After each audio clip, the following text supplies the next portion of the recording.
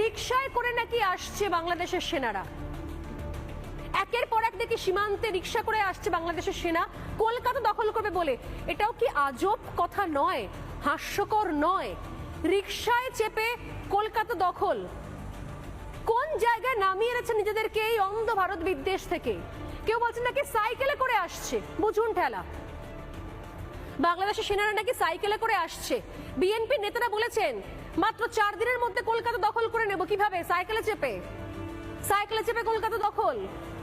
হাস্যকর বিষয়, হাস্যকর জায়গায় নিয়ে গেছে নিজেদেরকে, ঠাট্টা তামাশার জায়গায় নিয়ে গেছে নিজেদের, এত দৈন্য দশা নিজেদের। তারপরও এই ধরনের মন্তব্য করার পর নিঃসন্দেহে ভারতের লোকজন তো আর বসে থাকবে না, তারাও তো এগুলোই করবে।